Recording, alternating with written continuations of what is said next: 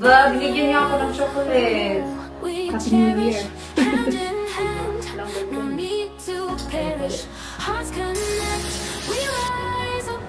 Yung iba sa inyo may normal, ito daw sa 25. Pero parang yun na lang yung gusto ko. Good morning everyone and welcome to another vlog. Char. Taas ng energy. So anyway, so today is December 31. Happy New Year everyone.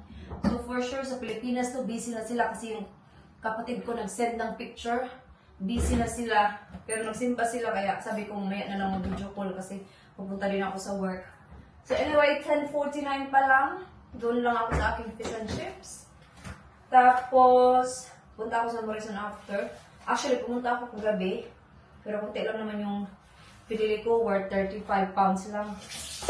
So mamaya, bibili ako ng pampasta.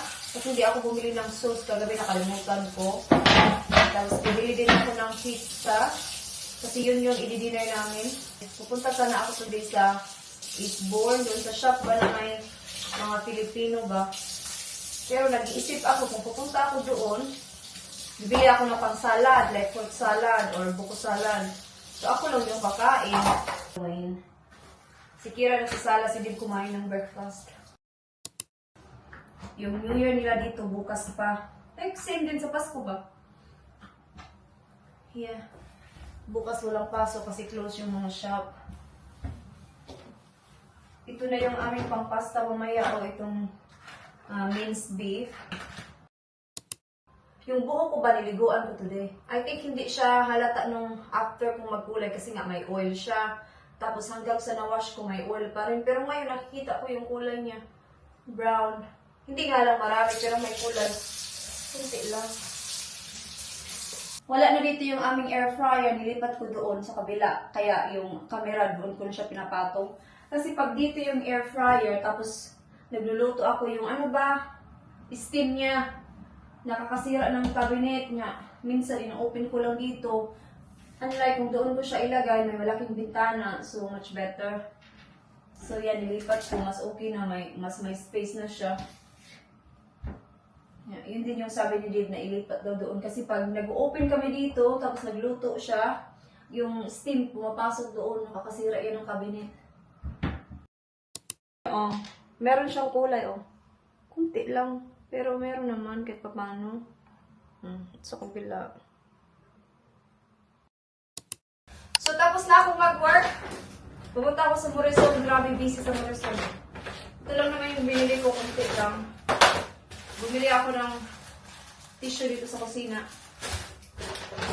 Ito yung pizza na gagamitin namin mamaya. Tumawag daw si mother-in-law. Sabi ni Dave, doon kami bukas kakain. Tapos bumili ako ng pasta sauce, spaghetti noodles, kasi naubos na yung spaghetti noodles namin. Bumili din ako ng double cream. Bumili din ako nitong dessert. Yan, mag-match yan sila mamaya. Tapos nakita ko to sa yellow section. Ito yung chicken and gravy pie. Kasi gusto yan ni Dave. Tapos ito, binigay ng anak ng chef namin kasi galing siya sa China. Pababalik lang niya dito sa UK. So, ewan ko kung ano yung lasa nito, no? Pero sabi niya, matamis daw to.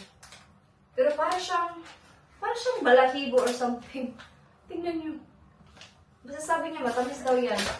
And, may nagbigay sa akin na customer ng chocolates. Diba? Binigyan niya ako ng chocolate. Lagi siya nagbibigay sa akin ng tip pag nag-work ako. Tapos nung isang, I think last week ata yun, sabi niya, when are you gonna work again? Sabi ko, this week. So, binigyan niya ako nito. Alam niyo ba, mahal to. £29.50. Kasi yung shop nito is nasa Eastbourne. Di ba? Pang Christmas siya. Tinignan ko yung expiry niya sa January 3rd.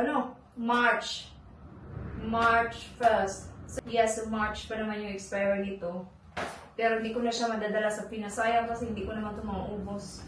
Or pag na-open ko to, siguro dalhin ko to sa work. Ilagay ko lang doon sa table para akain na lang yung mga ka-work ko. So yeah, so mahal to guys. Tag $29.50 to. Alam ko yung price nito. Pero hindi ko siya buksan kasi naka-save pa. Hindi ko pa naman kakainin. Siya, thank you so much. Nagarin natin ito kasi gagamitin ko na ngayon mamaya. Si Dave at siya kasi Kira nandun sa town. Mama siya kasi gusto niya kumain ng ice cream. Grabe, ang lamig, tapos mahangin pa, kakain siya ng ice cream. Ayan. Lagay muna natin ito sa fridge. Tapos magkape na ako kasi nilalamig talaga ako. Yeah, so sabi ni Dave kanina, tumawag na si mother-in-law doon kami bukas kakain. Kasi di ba nung Pasko, hindi nakasali si father-in-law sa amin, kaya bukas doon daw kami. Wala masyadong ganap today kasi wala naman talagang ganap. Yeah, hindi talaga kami naghahanda masyado pag ganito. Pag New Year's Day, yun nga, bukas punta kami kila mother-in-law.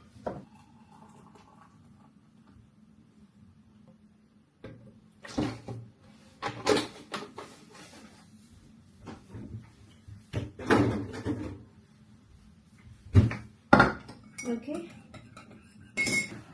Na, cheers! Kape-kape. Kailangan ko ng kape kasi naantok ako.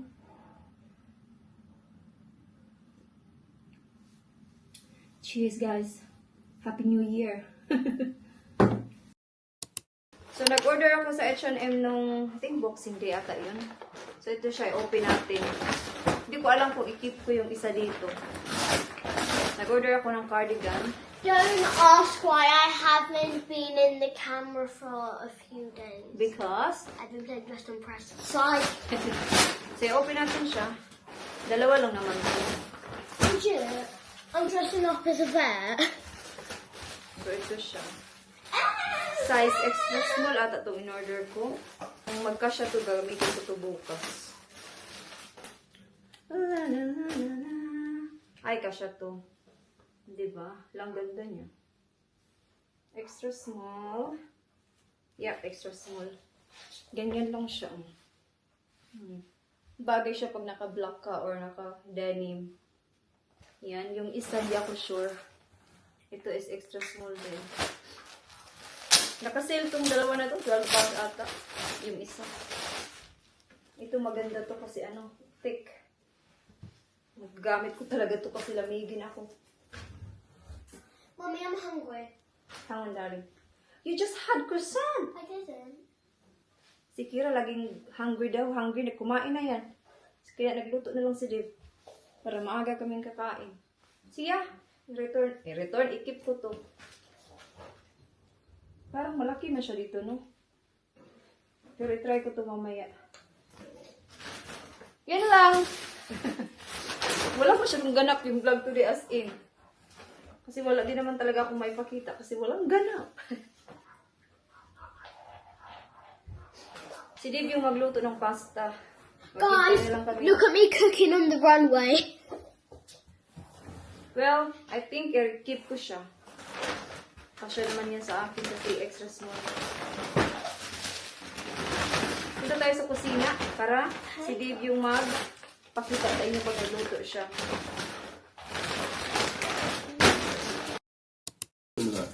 Oh yeah, I can eat that tomorrow. Are you gonna cook garlic bread as well? Or just pizza? Yeah, do it all.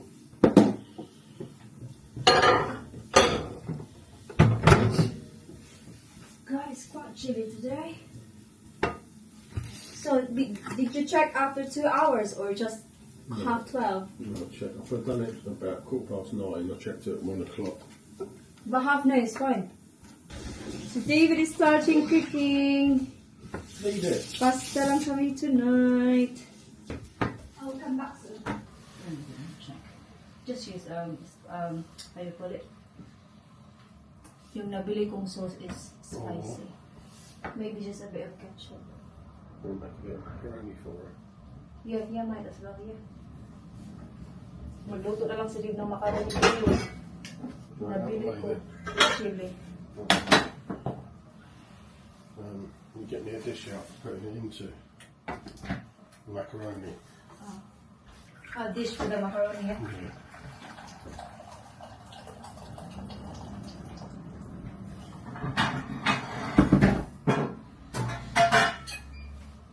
I'm only going to make a little bit. Oh, just a little bit. Oh, a small dish. Oh, you can use that one instead. Yeah, it's fine. I'm bored.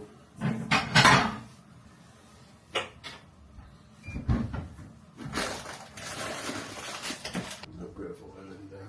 Yeah. The pasta doesn't stick.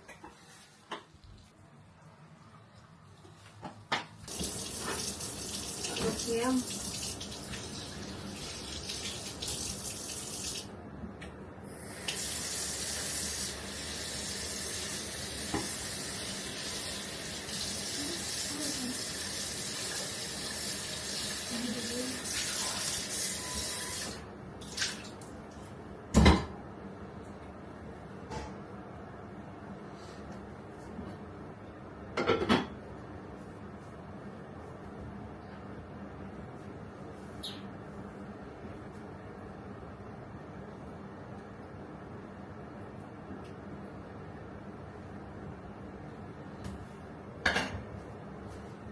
Kira, I'm going to put yours on a plate. Nag-send yung kapatid ko ng picture. Ilagay ko dito. Dito. Dito. Dito. Dito. Ang dami nilang handa.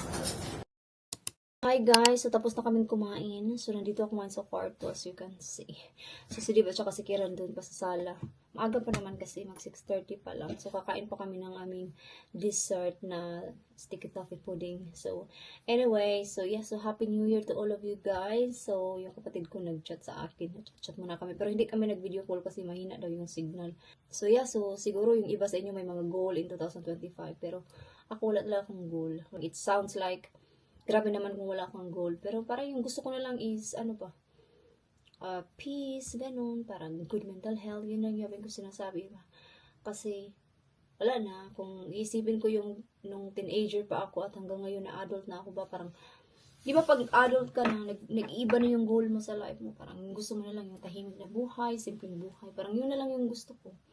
Like, basta, yun na lang talaga yung gusto ko sa life. Like, yun na lang, you know, we don't need to do more. You know, yun nga yung sabi ni Dave ba, i-share ko sa inyo next year kasi si Dave like gusto niyang mag-resign sa work and gusto niyang mag-try ng something different ba. Kasi naisip ko din yun ba at nakikita ko din talaga yun kay Dave, parang he's just working too much na parang wala na kaming quality time as a family. Yes, you are earning more pero yun nga, parang less naman yung quality life mo. So, yun yung naisip niya na siguro gusto niyang mag-try ng ibang job na out sa kanyang field na work ngayon. Parang gusto niyang mag-try ng ibang work at iwan yung work niya para mag-start again ng panibago ba. Start fresh.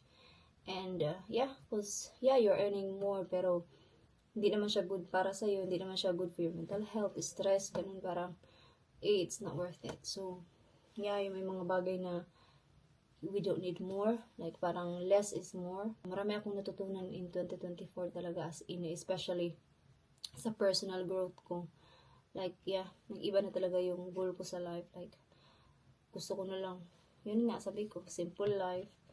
May work ako, nabibili ko yung gusto ko, wants ko sa family ko. Nakakapag-holiday kami, once in a while, mga ganun. Yun na lang. Happy kami, ganun. Yun na lang yung goal ko. Happy yung family ko.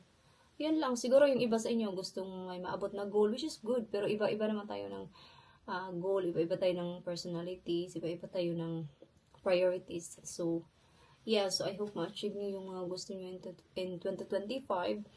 And so, yeah. Yun lang naman, guys. So, thank you so much, guys, for watching this vlog for today. And I hope to see you guys in my next one. Bye-bye!